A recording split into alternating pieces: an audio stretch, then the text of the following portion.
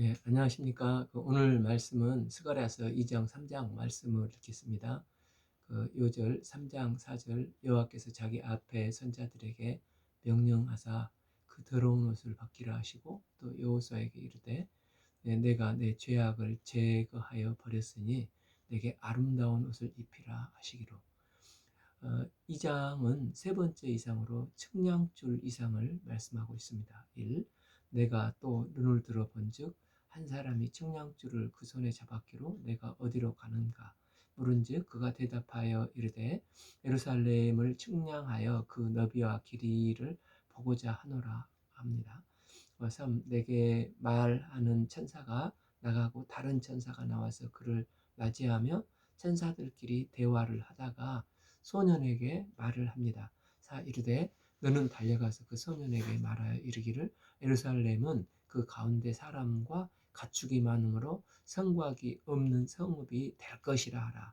여기서 이제 성곽 없는 성읍은 성읍이 너무 넓어서 성곽이 없게 되는데 바로 이 예루살렘이 이런 성읍이 될 거라는 것입니다. 이 예루살렘은 새 예루살렘으로 그날에는 성곽이 없는 성읍이 될 것입니다. 그래서 하나님께서 지금 보여주는 것은 어떤 눈에 보이는 외적인 물리적인 예루살렘의 부흥이 아니라 하나님의 새로운 도성에 대해서 말씀을 하고 있는 것입니다. 그리고 그때는 어떻게 됩니까? 여호와의 말씀에 내가 불로 둘러싼 성곽이 되며 그 가운데 하나님의 영광이 되리라 하고, 그러니까 이런 약속을 하고 계십니다. 불성곽이 되면 하나님의 영광이 되는 새 예루살렘은 뭐가 되는 것입니까? 우리가 이제 천국 갔을 때만 이 새 예루살렘입니까? 이게 아니라 새 예루살렘이 이 시작이 이제 되어 있는 것을 어떻게 보면은 이미 시작되어 있는 것을 말을 하고 있는 것입니다. 지금 하나님의 교회는 점점 성곽 없는 도시처럼 한국을 또 일본을 중국을 계속 확장되고 있지 않습니까? 한국에도 그렇게 많은 교회가 있고 또 그 지금 코로나 가운데서도 올해 그 분당 우리들 교회 같은 경우는 코로나 속에서도 30개 분립교회 개척을 어려운 가운데서도 이렇게 확장시켜 하나님 나라가 확장되어 가지 않습니까? 이 중국도 핍박 속에서 움츠려 들고 있지만 또 지하교회를 통해서 또한 신실한 신자들을 통해서 더디지만 한 사람 한 사람 하나님 나라는 확장되어 가고 있습니다.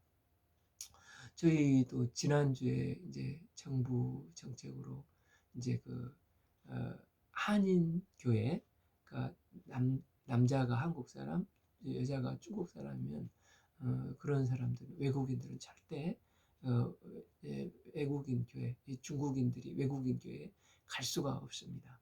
그래서 그 아내가 중국 사람인 분을 저기 전도사님이 이제 소개하셔서 우리 가정에 와서 창세기 성경 공부를 했는데 참 은혜를 받고 말씀을 사모하는 것을 봤습니다. 그러니까 성령께서 친히 이처럼 불성곽이 되셔서 사탄의 세력들이 아무리 발버둥 쳐도 틈타지 못하도록 지켜주시면서 하나님 나라는 점진적으로 조금씩 조금씩 확장되어 가게 하시는 것입니다. 지금 이런 것을 보여주고 있는 것입니다. 그리고서 하나님이 그 가운데서 하나님이 영광이 되겠다고 말씀을 하시는 것입니다. 그러니 스가랴는 서서히 뭘 이야기합니까?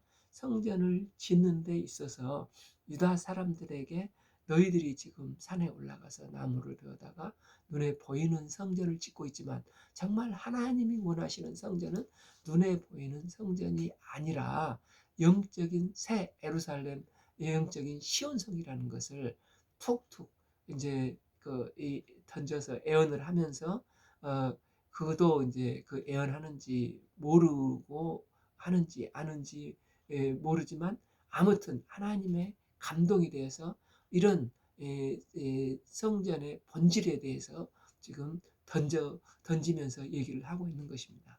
이런 생각이 유다 백성과 하나님의 마음과 자꾸 차이가 나는 것을 보게 됩니다.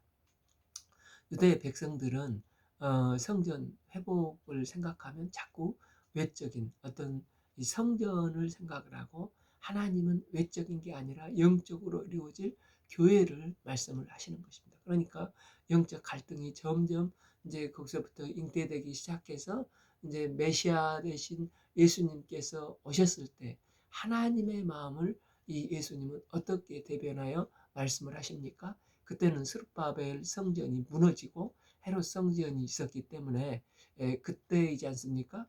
근데 요한복음 2장에서 이 성전을 헐라 내가 사흘 만에 다시 세우리라고 말씀을 하시지 않습니까? 그러니까 예수님이 세우겠다는 성전은 눈에 보이는 성전이 아니라 영적인 성전을 다시 세우겠다는 거고, 유대인들은 눈에 보이는 성전을 얘기를 하고 있는 것입니다. 그래서 예수님께서 말씀하시는 영적인 성전은 예수님께서 친히 십자가에 못 박혀 죽으시고 부활하셔서 새 영적인 교회를 세우는 것을 말씀을 하고 계십니다. 그랬더니 이 말씀을 듣고 있던 유대인들은 길이길이 날뛰면서 참나마다 성전을 모독한다, 이런 자를 십자가에 못 박아야 된다 하고 결국은 예수님을 십자가에 못 박혀 죽이지 않습니까? 이렇게 하나님의 생각과 이스라엘의 생각이 갈라지기 시작을 하는 것입니다. 그럼에도 불구하고 사가랴는 어떻게 하나님의 계획과 생각을 암시적으로 보여주면서 예수님이 오실 때 예수님 영접한 자들을 진짜 이제 남는 자들, 이 렘넌트들을 알곡들을 준비시키는 작업을 하기 시작합니다. 유대인들이 아직도 정치적으로 강력한 메시아를 꿈꾸고 있습니다. 그럼에도 그 스가랴서 9장 9절에 봐보면 시온의 딸들아 크게 기뻐할지어다, 예루살렘의 딸들아 즐거이 부를지어다. 그러니까 이런 말을까지 했을 때 유대인들은 드디어 정치적인 다윗과 솔로몬과 같은 메시아가 오셔서 강력한 참 왕국을 건설하고 참 우리를 괴롭혔던 이 강대국들을 다 무너뜨리고 광복이 왔구나, 이렇게 생각을 했었을 것입니다. 보라, 내 왕이 내게 임하였나니. 이는 마치 그 아가서 솔로몬이 번쩍번쩍 은방패 금방패 기병들이 막 전진해 오면서 나팔을 불며 오는 것을 생각을 했었지 않겠습니까? 그런데 스가랴는 뭐라고 하십니까? 그는 공의로우시며 구원을 베푸시며 겸손하여 나귀를 타시나니. 그것도 나귀도 큰 나귀가 아니라 작은 나귀, 새끼를 타고 오신다는 것입니다. 사람들은 이런 글을 호산나 호산나 하고 외치는데, 뭐 우리가 자주 말씀을 듣기 때문에 그러려니 이 말씀의 은혜를 받지만 어떻게 보면은 코미디 같은 장면이 아닙니까? 그런데 이 말씀대로 예수님은 실제 400년 후에 오셔서 예루살렘을 이렇게 입성하고 사람들은 호산나 호산나 환영을 하지 않습니까? 예수님은 유대인들이 기대하는 모습으로 오신 것이 아니었습니다. 그러나 이미 스가랴는 예언을 했습니다. 예수님 당시에 눈이 뜨인 바디메오 같은 자들은 다윗의 자손 예수여 호산나 하고 환영하고 영접을 강렬 은혜를 받고 영접을 하지 않습니까? 그러나 유대인들은 어, 어, 그 예수님을 뭐라고 생각을 했습니까? 그들이 예, 그들은 정치적인 메시아를 찬양을 오실 것을 외쳤습니다. 그러나 예수님께서 그들에게 뭐라고 했습니까? 이들이 찬양하지 않으면 돌들이라도 찬양하리라. 왜? 예수님은 너희들이 기대하는 모습이 아니지만 하나님이 보내신 약속된 메시아, 영적인 왕이기 때문에 이라는 것입니다. 예수님은 이사야 53장에서 나오듯이 사람들이 흠모할 만한 것이 없지만 인류의 모든 죄와 사망 문제를 해결하시기 위해 이 땅에 오신 약속된 메시아이십니다. 예수님은 이런 모습으로 오셨습니다. 그러니까 스가랴는 너네들이 성전을 지으면서 이 성전의 본질을 알아야 된다. 본질은 외적이고 화려한 게 아니라 진짜 중요한 것은 성전의 주인 되신 만국의 보배 되신 그리스도이시라는 것입니다. 그리고 그 그리스도의 모습도 너희들이 기대하던 정치적인 슈퍼맨의 모습이 아니라 연한 순 같고 흠모할 것이 없는 새끼 나귀를 타고 오시는 겸손한 모습일 거라는 것입니다. 그러나 그분은 만국의 보배로 그분을 만국의 보배로 받아들일 때 그때 진정한 하나님이 기뻐하시는 교회, 하나님의 성전이 될 거라는 것입니다. 교회는 이런 것이다. 그래서 성전 안에 예수 그리스도가 빠진 성전이라면 아무리 화려해도 아무리 아름다워도 그것은 아무것도 아니라는 것입니다. 스가랴는 이 낙심에 빠진 그들을 격려하면서도 한편으로는 성전 지으면서 성전의 본질이 무엇인가, 교회의 본질이 무엇인가를 함께 풀어가고 있는 것입니다. 그래서 지난 시간 첫 번째 환상에서 성전의 본질인 성자 예수님께서 하나님 앞에서 우리와 하나님 사이에 중보를 하시면서 우리의 입장을 분명히 보여주시고 또 강력한 넷불도 대장장이들이 꺾어버리시지 않습니까? 어떻게 되었습니까? 또한 어, 6오라 너희는 북방 땅에서 도피할지다. 즉 아수르나 바벨론의 북쪽에 있으니까 이제 북방 땅에서 도피하라고 하지 않습니까? 여호와의 말씀이니라. 이는 내가 너희를 하늘 사방에 바람같이 흩어지게 하였습니다. 여호와의 말씀이니라. 주로 북쪽 바벨론으로 포로로 잡혀가고 아수르에게 잡혀가서 사방 팔방으로 흩어졌지 않습니까? 그러나 이제 그 흩어져 있던 북쪽 땅에서 이제는 다시 예루살렘으로 돌아오라 회복시켜 주시겠다는 것입니다. 7. 바벨론 성에 거주하는 시온아 이제는 너는 피할지어다. 이제 해방되었으니 바벨론에 있을 필요가 없고 본토로 돌아오라는 것입니다. 이제 하나님이 어떻게 회복을 시켜주시겠다고 하십니까? 8. 만국의 여호와께서 이같이 말씀하시되 이제 하나님의 영광을 위하여 이제 심판을 하는데 너희를 노력하여 여러 나라로 보내셨나니 너희를 범하는 자는 그의 눈동자 즉 하나님의 눈동자를 범하는 것이라는 것입니다. 즉 악한 것들이 우리를 건드리는 것은 하나님을 건드리는 것이고 하나님을 천지 창조주 하나님을 범하는 것과 같다는 것입니다. 우리는 예수님의 보혈의 피를 값주고 산 사람들이니까 우리를 건드리는 것은 하나님 앞에 살아남지 못할 것이라는 것입니다. 이 말씀이 우리에게 얼마나 위로와 은혜가 되는 것입니까? 여기서 왜 눈동자를 범하는가는 눈동자만큼 우리 신체에서 여러 가지 안전장치가 마련된 게 없다고 합니다.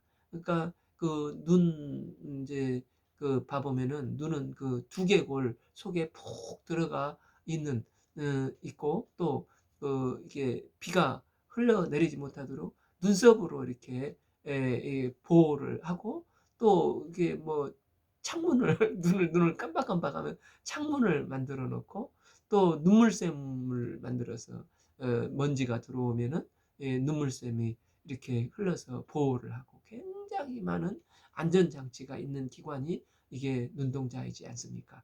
인간의 눈동자도 이런데 하나님의 눈동자를 공격하면 그는 정말 큰일 나는 것입니다.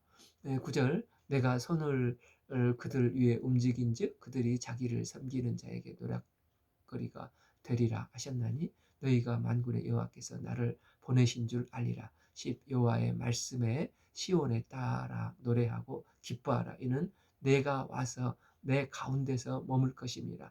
11 그날에 많은 나라가 여호와께 속하여 내 백성이 될 것이요 나는 내 가운데서 머물리라. 내가 만군의 여호와께서 나를 내게 보내신 줄 알리라. 12 여호와께서 장차 유다를 거룩한 땅에서 자기 소유 삼으시고 다시 예루살렘을 택하시리니 13 모든 육체가 여호와 앞에 잠잠할 것이며 그것은 여호와께서 그의 거룩한 처소에서 일어나심이라 하더라. 그러니까 하나님이 우리 가운데 거하시겠다. 여호와 삼마, 우리 에스겔서 배울 때 여호와 삼마 있지 않습니까? 여호와 삼마 하시겠다는 것입니다. 이 말씀은 지금 측량줄 잡는 자의 비유의 말씀이지 않습니까? 그런데 우리가 이 에스겔서를 읽을 때 41장에서 그 48장을 보면 새로운 예루살렘에 대한 이제 그 건축될 새로운 예루살렘의 치수, 넓이 등 복잡한 말들이 쭉 나오지 않습니까? 하나님이 그곳에서 구체적으로 규빗을 말씀하시고 또 있는데 이것이 우리들에게는 어떻게 보면 지루한 말씀인데 유대인들에게는 굉장히 의미를 가지고 있는 것입니다. 그들은 이미 솔로몬 성전을 봤지 않습니까? 그래서 어느 방에 어떤 게 있고 또 어떻게 규격이 있고 뜰, 지붕 다 머릿속에 있는 것입니다. 그런데 에스겔서 40장에서 그것에 대한 치수까지 다 말씀해 주시면서 내가 구체적으로 이렇게 회복시켜 주겠다 말씀을 하고 있는 것입니다. 우리가 보기에는 에스겔서는 진짜 졸릴 뿐인데 이렇게 구체적으로 쓰여졌기 때문에 하나님은 구체적으로 빼도 박도 못하게 응답을 해주시겠다는 약속인 것입니다. 이렇게 말씀하시다가 마지막 치수를 구체적으로 말씀하시고 이 성전에 여호와께서 거하시겠다. 에스겔서 48장 35절 그 사방이 합계는 18,000척이라 그날 후로 그 성읍의 이름을 여호와 삼마라 하리라 하고 그러니까 에스겔서가 이렇게 해서 끝나지 않습니까? 이것은 하나님이 최종적으로 나는 이렇게 지키겠다. 그리고 마지막 사인까지 하시면서 자신의 이름을 걸고 여호와 삼마 신이 하시게 되는 것입니다. 이 약속대로 하나님은 그곳에 거하시는 것입니다. 그런데 이 약속을 측량줄 받은 사람이 치수를 재는 환상을 에스겔도 보듯이 지금 스가랴도 환상을 보고 있는 것입니다. 그러면서 마지막 하나님께서 함께 하시겠다. 우리가 이제 성경을 보면은 이제 증인을 세울 때 2명을 이상을 세우지 않습니까? 그렇다면 하나님께서 예루살렘 성전을 복원시키겠다. 이렇게 하시는 약속을 에스겔도 스가랴도 이 환상을 받습니다. 그래서 이제 새 예루살렘이 지어졌을 때 하나님이 만약에 안 계신다고 했을 때 우리는 하나님께 따질 수가 있는 것입니다. 하나님은 여호와 삼마 함께 하신다고 하셨는데 하나님께서 내가 언제 그랬니 이러시면 스가랴가 나서서 제가 증인입니다. 또 에스겔이 나서서 저도 증인입니다. 이렇게 해서 하나님은 약속을 지키기 위해서 자기가 스스로 약속을 지키기 위해서 올무를 매시는 것입니다. 스가랴에게 보여주시고 에스겔에게 보여주시고 내가 반드시 이렇게 하겠다 스스로 자꾸 매시는 것입니다. 하나님이 그만큼 그의 백성들을 회복시키겠다는 열정이 뜨거우신 것입니다. 하나님은 우리가 뭐가 그렇게 중요하길래 스스로 자신을 얽매이시기까지 이상을 보여주시는 것일까요? 하나님은 그만큼 우리를 사랑하시기 때문에 그렇습니다. 그러면 이 약속을 받은 우리는 어떻게 해야 됩니까? 우리는 하나님께서 이렇게 말씀하셨으면 하나님께 맡기고 이제 느긋하게 기다려야 하지 않겠습니까? 어제 지난날 읽었던 베드로서 3장처럼 왜 약속이 이렇게 더딘 거야? 이런 약속이 어디가 있어? 좀 하나님 뻥치신 거 아니야? 이런 미혹하는 사람들의 소곤거리는 속닥거림에 넘어가지 말고 우리는 거룩한 진짜 경건한 신자들이 되어서 신실하신 하나님께서 이렇게 약속하신 것에 대해서 믿고 참 하나님은 하루를 천년같이 천년을 하루 같으신 분이시다. 자꾸 내 개념으로 얽어매지 말고 하나님이 하신다고 했으면 하나님은 하시는 것이니까 느긋하게 기다리라는 것입니다. 설사 내 때에 하나님께서 재림하실 예수님께서 안 오시더라도 내 자식 때에는 오시겠지. 어쨌든 나는 나 사는 동안 때와 기한은 내가 알 바가 아니고 주님께 속한 것이니 주님께 맡기고 나는 오직 성령의 권능을 받아서 땅 끝까지 증인된 삶을 살아야지 하면서 나의 사랑하는 사람에게 또 이웃에게 복음을 증거하는 삶을 살아야 한다는 것입니다. 스가랴 시대에 사람이라면 만국을 진동시킬 때 그 성전에 임한다고 하셨는데 언제 임할지 모르지만 나는 지금 산에 올라가서 참 학개서에서 나오는 것처럼 상수리 나무가 됐든 소나무가 됐든 그것을 베다가 대패질하며 온 마음 다해서 하나님의 성전을 짓는데 쓰임 받아야 한다는 것입니다. 우리가 이 사가랴서를 통해서 오늘날 교회가 무엇인지 그리스도의 몸된 교회가 교회인 우리가 어떤 생각을 가지고 이 지금 살아야 하는지를 돌아보는 시간이 될 수 있기를 기도합니다. 이제 3장에서 네 번째 이상을 보여주십니다. 당시 지도자들은 대제사장은 여호수아였고 치리자는 스룹바벨이었습니다. 1. 대제사장 여호수아는 여호와의 천사 앞에 섰고 아마도 이분은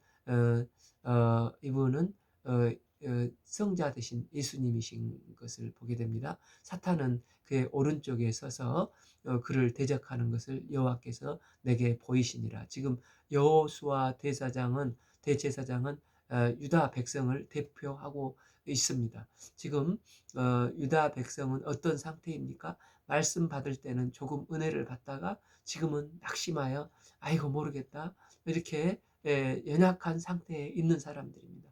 여호수아는 이런 백성들을 대표해서 중보자가 되는 천사 앞에 서 있는 것입니다. 이때 사탄이 뭐라고 비난하여 말을 합니까? 아이고 하나님 저 여호수아 보세요. 또 폐잔병 같은 유다를 보세요. 얘들은 하나님 약속도 못 믿고 하나님의 말씀을 안 지킵니다. 또 이렇게 하면서 그들의 연약한 점들을 강력하게 비판을 하고 있습니다. 이런 것들이 하나님의 백성이란 말입니까? 무섭지도 않네 하면서 사탄은 그들을 조롱하면서 비판하는 것입니다. 지금 여호수아의 즉 유다의 한심한 모습을 적나라하게 다 까발리고 있는 것입니다. 그랬더니 하나님께서 뭐라고 말씀하십니까? 이 여호와께서 사탄에게 이르되 사탄아 여호와께서 너를 책망하노라. 예루살렘을 택한 여호와께서 너를 책망하노라. 이는 불에서 꺼낸 그슬린 나무가 아니냐 하실 때 누가 지금 불에서 그슬린 나무라는 것입니까? 유다 즉 여호수아가 그렇다는 것입니다. 그들은 이제 바벨론에서 고생하다가 참 말씀을 쫓아서 그제서야 예루살렘으로 막 돌아온 백성들이라는 것입니다. 이런 그들에게 뭘 바라냐? 지칠 대로 지쳐 있는데 그런데 너는 그들에게 하나님 앞에 온전히 서지 못했다고 제대로 인내치 못하고 약속을 믿지 못하고 자꾸 실망한다고 지금 그들을 자꾸 고소하는데 나는 너를 책망한다. 나는 내가 이스라엘을 택했다. 비록 내가 보기에는 이들이 한심해 보일지 몰라도 이 백성들은 나의 백성, 나의 택한 백성이다. 하나님인 내가 심히 기뻐하는데 사탄 네가 뭐냐? 지금 하나님은 이런 식으로 사탄을 책망하고 있는 것입니다. 이들이 지금 불 속에서 막 나와서 깜둥이가 되어 있어도 난 나의 자녀들인데 내가 예쁘다는데 네가 뭐 하는 거냐? 사탄을 이렇게 호되게 책망을 하시고 있습니다. 그랬더니 불에서 그을린 데서 막 나온 3절 여호수아가 더러운 옷을 입고 천사 앞에 서 있었습니다. 천사 앞에 선 여호수아는 지금 뭘 보고 있습니까? 영광스러운 하나님의 보좌 천사들 앞에 섰을 때 여호수아의 모습만 불에 그을린 거지 중에 거지 같은 모습인 것입니다. 그래서 여호수아가 이런 모습 앞에 자신의 추한 모습을 몸둘 바를 모르고 있는 것입니다. 그런데 여호와께서 갑자기 뭐라고 명령을 하십니까? 여호와께서 자기 앞에 선 자들에게 명령하사 그 더러운 옷을 벗기라 하시고 또 여호수아에게 이르되 내가 내 죄악을 제거하여 버렸으니 내게 아름다운 옷을 입히려 하시는 것입니다.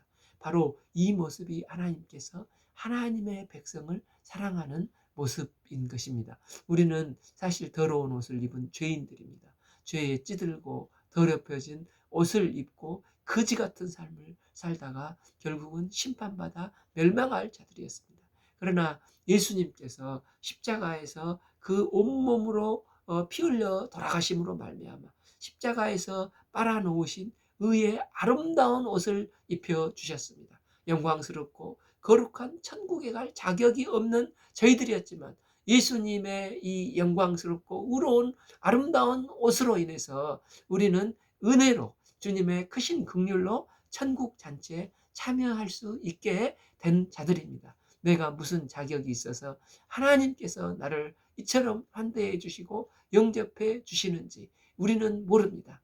그러나 하나님은 하나님의 형상을 닮은 내가 예수님을 믿는 것으로 인해서 그저 좋아하신다는 것입니다. 이런 나의 모습을 본 사탄은 절규하듯이 외치는 것입니다. 하나님, 제가 어떻게 여호와 천사 앞에 설 수 있습니까?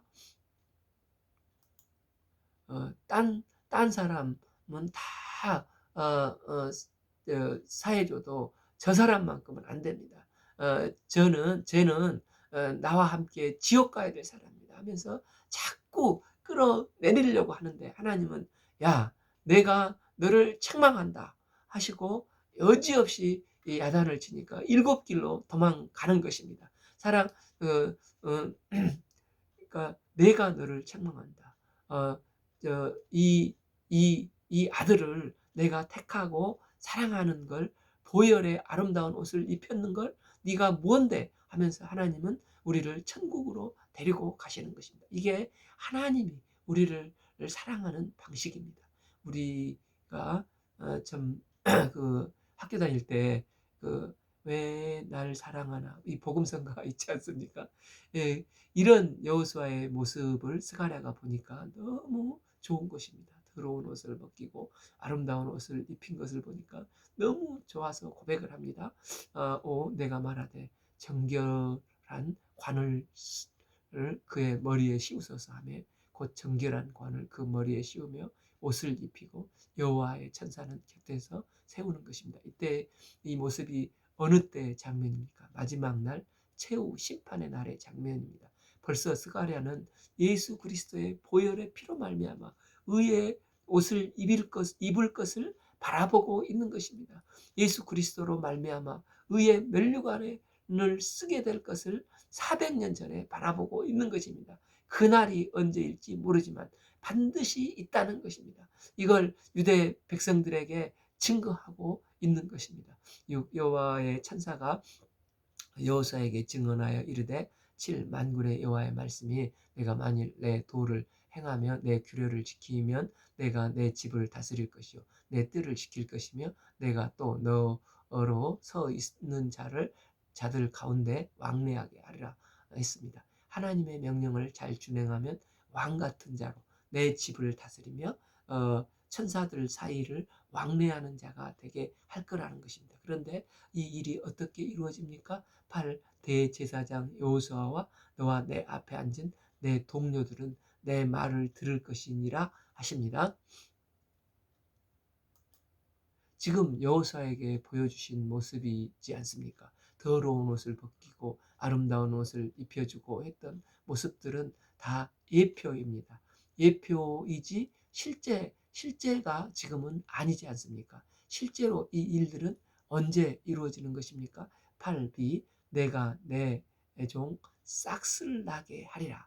여기서 싹에는 생명이 있고 아주 작은 가능성을 가진다고 말합니다. 하나님 나라의 예표가 되는 사람은 아주 작아 보입니다. 이게 한자로 작을 소자 이렇게 이게 있지 않습니까? 이것은 그 싹이 이 대지를 뚫고 나올 때 이게 이 싹이 되고 이게 대지가 이렇게 되는 것입니다. 그래 그것을 형상화한 자가 이 작을 소자라고 하는데 새 싹은 새 싹이 성장하면 이제 작지만 아름드리 푸른 나무가 돼서 거목이 되어서 지치고 고난 영혼들이 다 그곳에서 쉬게 한다는 것입니다. 이 싹과 같은 순, 이 순이 우리가 이게 넷째르라고 하지 않았습니까? 그러니까 연한 순과 같은 예수 그리스도로 말미암아 복음의 예표가 실제 이루어지는 것입니다. 그래서 미가서에서도 지난번에 읽었듯이 5장 2절 베들레헴 에브라다야 너는 유다 족속 중에 작을지라도 이스라엘을 다스릴 자가 내게서 나올 것이니라. 그의 근본은 상고의 영혼에 있느니라. 이렇게 말씀을 했습니다. 구 만군의 여호와가 말하노라 내가 내 여호수 앞에 세운 그 돌을 보리라.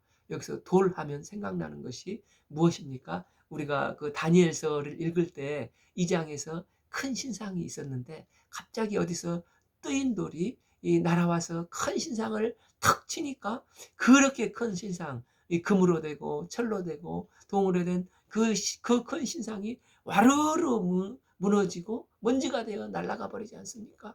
그러니까 그러나 이 돌은 그 돌은 태산이 됩니다. 그러니까 조그만한 돌은 처음 봤을 때는 아무런 흠모할 것이 없는 힘도 없고 연약해 보이고 능력도 없어 보입니다. 그래서 사람들을 보기에는 실험바 되었습니다. 그런데 이 돌이 흠모할 것도 없는 모습으로 왔다가 십자가를 지시고 십자가에 죽으시고 부활하심으로 온 세상을 다스리는 구원의 주, 이 푸른 거목이 되는 것입니다. 9절비 한 돌에 7눈이 있느니라 내가 거기에 새길 것으로 새기며 제사장의 그 옷이 이제 에봇인데 이 에봇에는 12개의 보석이 있고 어깨에 2개의 보석이 있습니다.